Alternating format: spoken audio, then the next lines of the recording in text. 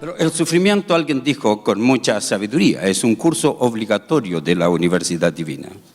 Nadie puede graduarse sin pasar por una temporada de sufrimiento. Yo no conozco lo que usted está sufriendo, pero conozco lo que yo y mi esposa hemos sufrido en el proceso de los años. Así que Dios siempre, ¿cierto?, Él nunca se equivoca, nunca uno de sus atributos se impone sobre el otro. Él es perfecto, hace todas las cosas correctamente. Así que cuando Él permite experiencias dolorosas, nunca está sorprendido. Cuando nosotros oramos a Dios, no le informamos de nuestras circunstancias, ¿cierto? En la oración nuestra Dios no aprende nada, los que aprendemos somos nosotros.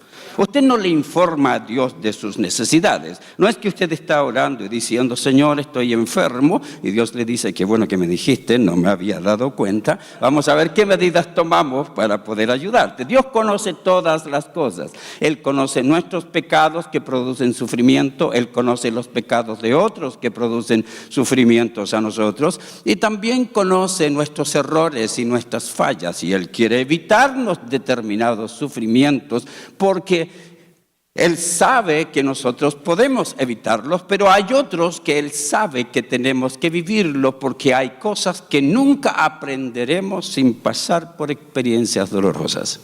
Por eso que el sufrimiento es un curso obligatorio de la Universidad Divina. Cada persona tiene que vivirlo en algún momento.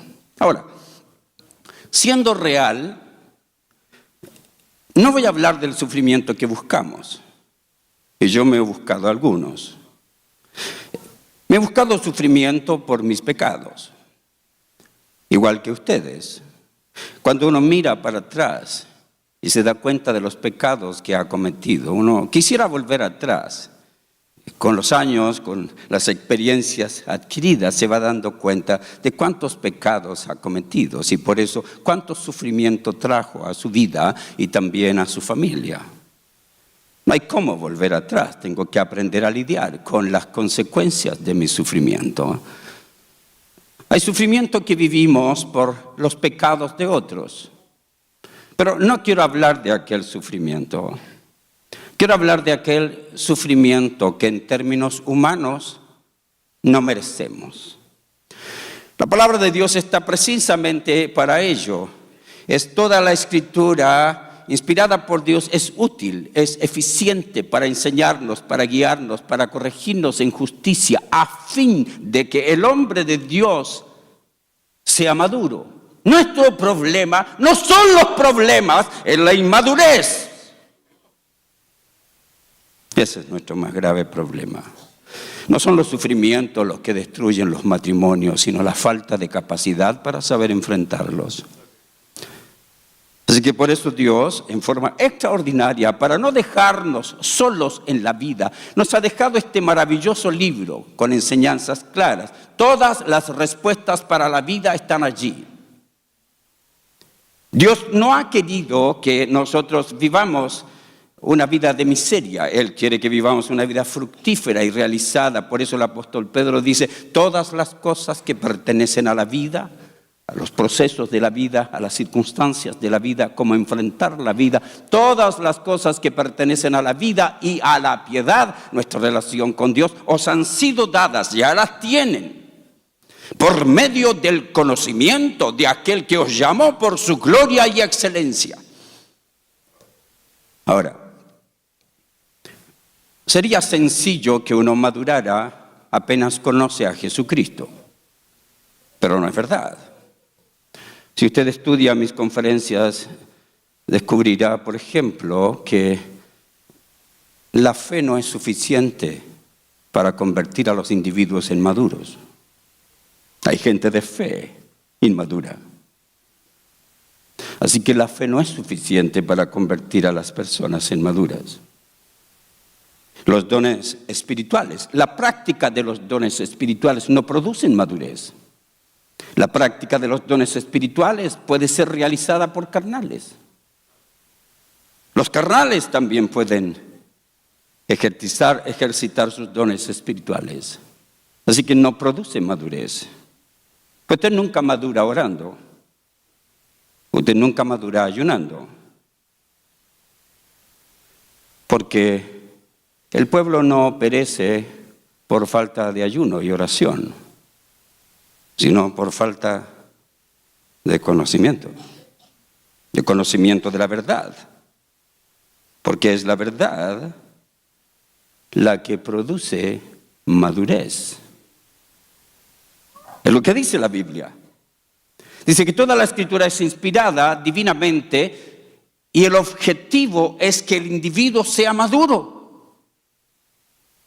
Y Dios ha entregado a nosotros dones, talentos, apóstoles, profetas, pastores, maestros. Y todos tenemos una misma misión en la vida, aunque la manejamos de diferente manera. Pero la misma misión es perfeccionar a los santos para que se conviertan en individuos maduros.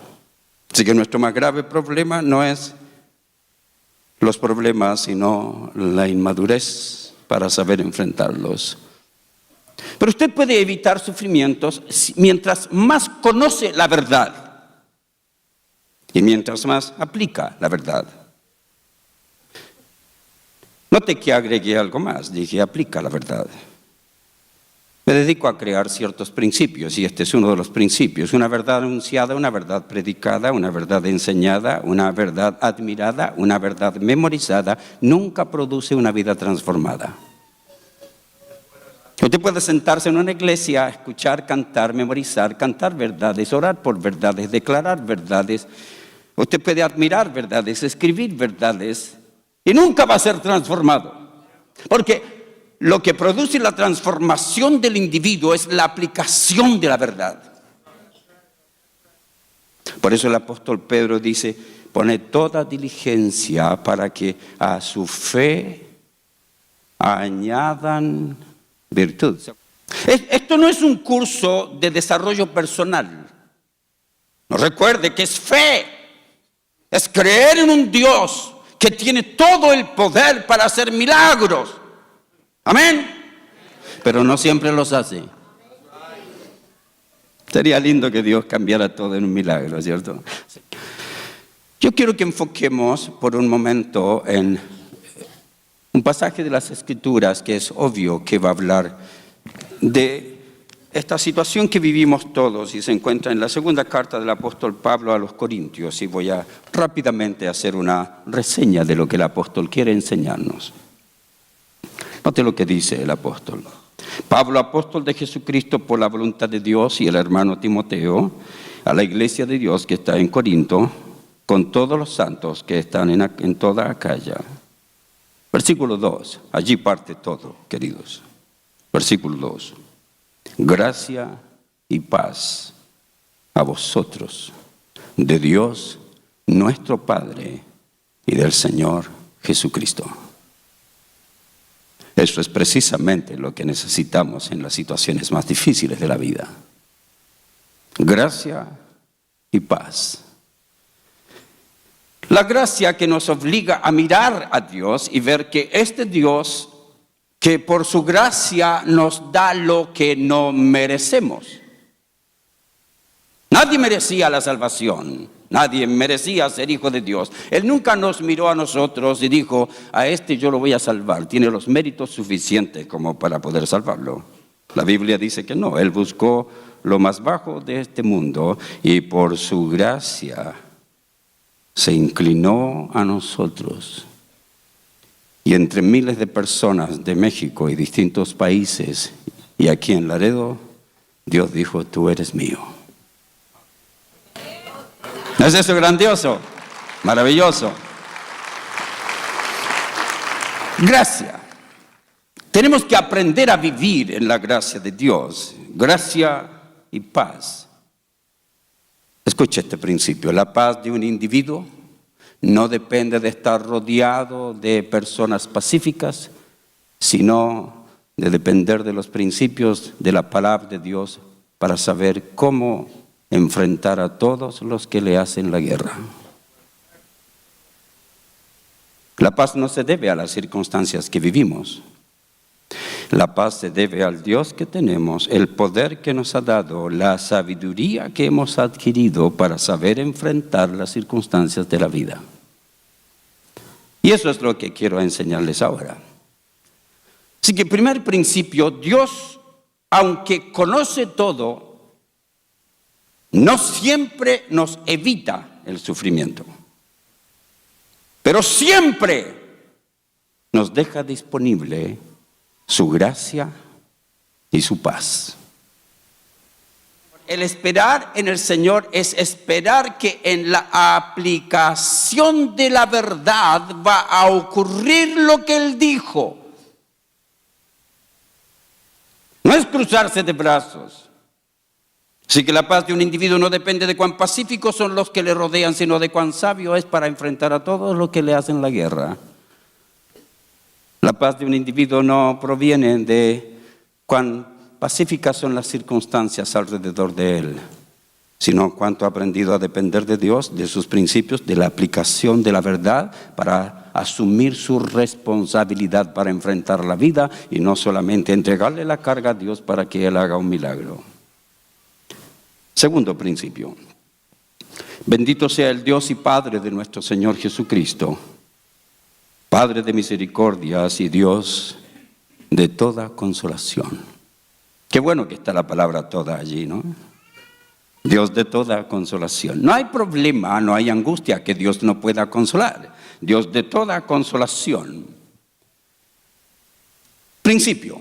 Dios es un Dios soberano que debe ser adorado, alabado y obedecido pese a las circunstancias que vivimos. Por eso Pablo dice: bendito sea el Dios y Padre de nuestro Señor Jesucristo, que tiene todos los recursos para entregarnos todo lo que necesitamos para poder enfrentar nuestras situaciones. Porque eso es consolador. Consolador es el Paracletos, es aquel que se pone junto a nosotros. No es aquel que viene a tocarnos el hombro y decir, todo va a estar bien, tranquila, no te preocupes. No es. El Consolador es el Paracletos, es el que viene, se pone junto a nosotros y nos muestra un nuevo camino. Nos dice lo que tenemos que hacer. Ahora note, el cual nos consuela en todas nuestras tribulaciones. Dice todas otra vez. Yo no sé cuál es la suya, yo conozco las mías. Pero Él nos consuela en todas nuestras tribulaciones. Yo aprendí que no tenía que preguntarle a Dios por qué, sino para qué. Esa es la pregunta que nos hacemos, ¿cierto? ¿Por qué esto? ¿Por qué aquello? ¿Por qué esto otro? ¿Por qué ocurre así? ¿Por qué yo? Aquí está la respuesta y Dios quiere que en vez del por qué, preguntemos ¿para qué? Si eres un Dios soberano, de gracia, de paz, que nunca se equivoca, que nunca se atrasa, entonces tienes que tener una razón para permitir esto. Primero, ¿para qué?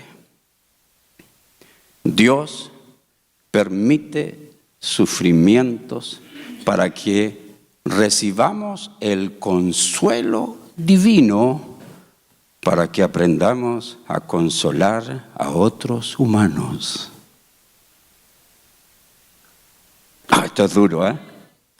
Es duro. Usted no lo piensa en el momento.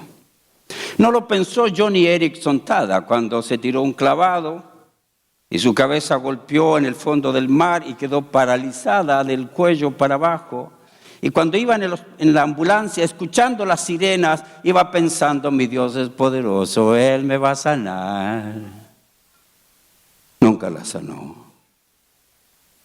Y Joni Eareckson Tada quedó paralizada desde el cuello hasta los pies. Y una de mis más lindas experiencias fue alguna vez ministrar con ella en Ecuador y ver en el Coliseo Alianza miles de sillas de ruedas y personas escuchando a una predicadora sentada en silla de ruedas que con un pincel en su boca pinta cuadros, escribe libros y tenía un programa que se llamaba Joni and Friends. ¿Para qué? Yo no sé qué ha vivido usted. Pero Dios nunca se equivoca. Oh, yo recuerdo experiencias para atrás que no hubiera querido vivir, pero vaya que me han servido. ¿Para qué? Para que podamos consolar a otros que se encuentran en medio de gran tribulación. No quiero que ignoren esto. Fuimos atribulados, nos sobrevino en Asia una tribulación, fuimos abrumados en gran manera, más allá de nuestras fuerzas. Esto sí era imposible de llevarlo. De tal modo que aún perdimos la esperanza de conservar la vida. Pero tuvimos en nosotros mismos sentencia de muerte. Segundo, ¿para qué? Oh, esto sí es difícil. Segundo, ¿para qué? Para que no confiáramos en nosotros mismos, sino en la gracia de Dios, sino en Dios, que tiene más poder que nosotros, porque resucita a los muertos. Ese es el segundo ¿para qué? Ahora, todos tendemos a acostumbrarnos a depender de nuestra fortaleza. Pastor, no, yo hago ejercicio todos los días y tengo una salud extraordinaria porque me cuido. ¿No vio una foto, un video de un muchacho que llegó a lograr el equipo de básquetbol de su high school y su primer partido oficial? Se levantó, tiró la pelota y le dio un ataque al corazón y murió. Nuestros recursos son limitados. Nos permite experiencias para que no confiemos en nosotros mismos, sino en Dios, que nunca se equivoca, que siempre provee en los momentos más difíciles. Último, ¿para qué? Él nos libró pasado. Cuando usted experimente situaciones difíciles, ¿podría dar una mirada al pasado? ¿Podría ver de dónde lo sacó el Señor? ¿Podría ver qué ha hecho Dios por usted? ¿Podría ver los milagros que Él ha realizado? ¿Podría ver la provisión que Él ha tenido? Él nos libró pasado. Segundo, y nos libra presente. Su situación presente nos libra ahora. Pero allí no termina, viene más sufrimiento. Futuro, y nos librará. Él nunca falla. Él nos libró, nos libra y esperamos que aún nos librará de tan grave peligro de muerte.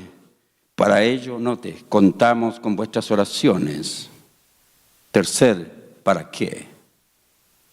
Primer, ¿para qué? Para que aprendamos a consolar a otros por el consuelo que nosotros hemos recibido. Segundo, ¿para qué? Para que aprendamos a no confiar en nosotros mismos, sino en el Dios que hace milagros. Y tercer, ¿para qué? Para que no nos encerremos en nuestro lamento, sino para que pidamos oraciones y oremos los unos para los otros y nos apoyemos. Por eso es el pueblo de Dios, por eso es la familia de Dios, para que podamos apoyarnos, dice, para que luego cuando Dios conteste la oración, y tal vez nunca sane.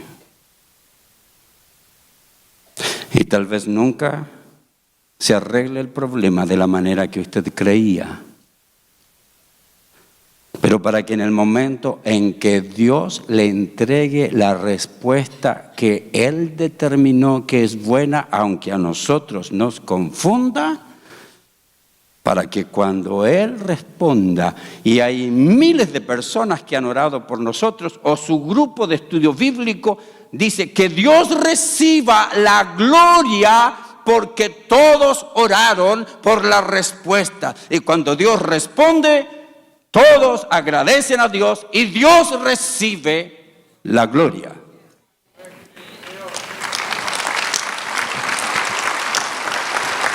Me encanta este pasaje porque parte con Dios y termina con Dios.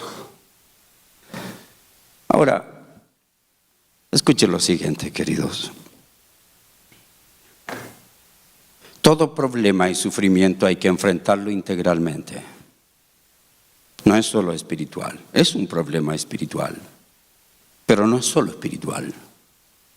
Si usted enfrenta un problema, tiene que tomar otras medidas, fuera de su participación espiritual, su dependencia de Dios. En segundo lugar, usted no es solo espíritu, usted también es mente, emociones. Así que va a tener que trabajar aquello. Y si su médico le recomienda ciertas medicinas, va a tener que seguir un proceso médico si lo necesita. Y si su médico le recomienda ejercicios para poder enfrentar su situación, tendrá que empezar a hacer ejercicios para botar la adrenalina de su cuerpo, todo esto que está llevándole a un estado depresivo, y tendrá que trabajar su problema y tendrá que empezar a caminar y tendrá que empezar a hacer ejercicio y empezar a tratar su problema, no solo espiritualmente, sino también emocionalmente. Y tendrá que tratar su problema también físicamente. Termino con esta ilustración. Elías era un gran profeta de Dios. Y este gran profeta de Dios estaba acostumbrado a que Dios haga milagros, ¿cierto? Señor, quiero que llueva. Llovió. Quiero que pare la lluvia. Paró. Señor, ahora quiero que le des aceite a la viuda. Le dio. Ahora, Señor, yo quiero que mates a todos estos profetas. Ahora quiero que quemes. Y cuando mató a los profetas, cansado, recibió una amenaza. Y Jezabel dijo: en 24 horas te mato. Y en 24 horas él dijo: voy a morir, y salió huyendo. El gran profeta de Dios, un hombre, claro. Salió huyendo, se metió debajo de un árbol y abandonó a su criado. Le dijo: no me sigas, me voy solo. Y se metió debajo del árbol y se empezó a llenar de angustia y aflicción. Y llegó a un estado depresivo tremendo. Y cuando llegó al estado depresivo, le dijo a Dios: Señor, ya no quiero morir, no quiero vivir, mejor mátame. Oh, y entonces él esperaba un milagro, pero esta es la respuesta divina. Lo trató espiritual, física y emocionalmente. Mira la respuesta. Primero, te vamos a tratar físicamente. Le preparó un rico emparedado en el cielo, le trajo la comida, lo hizo comer, lo hizo descansar. Tranquilo, cuida tu cuerpo. Elías, no todo es milagros. Cuídese, cuide su cuerpo, coma bien, descanse bien, te queda mucho camino. Segundo, le trató emocionalmente. Le mandó a Eliseo. Y este estaba tan acostumbrado a vivir solo que cuando vio a Eliseo le dijo: ¿y tú qué haces? ¿A qué vienes? Dios se lo había enviado. Así que la parte emocional es buscar consejo, buscar ayuda de profesionales. La parte emocional es buscar amigos que lo apoyen en las áreas que el amigo puede. Los amigos no pueden tener un consejo profesional. Así que el área emocional es buscar amigos. Y tercero, es volver a la sencillez de la vida cristiana, a lo elemental. Porque Elías quería otro milagro, ¿cierto? Pero ¿sabe qué le dijo Dios? No, tranquilo. Y entonces vino un fuego y dijo Elías: allí está Dios. Y dice la Biblia: allí no estaba Dios. Y luego vino un viento que partía las rocas y dijo: ese sí es Dios. Y la Biblia dice: y Dios no estaba allí. Y luego vino un terremoto. Dijo: ahora sí, pues un terremoto. ¿Quién creó? Dios. No, y Dios no estaba allí. Enseñanza. Dios no siempre quiere que miremos los milagros. Existen. ¿Quién hizo los milagros? Dios. Pero Dios quería decirle: Elías, vuelve a tu vida sencilla, a tu relación espiritual sencilla conmigo. Primer consejo: vuelva a su vida sencilla con Dios. Su oración, su lectura bíblica, su dependencia de Dios.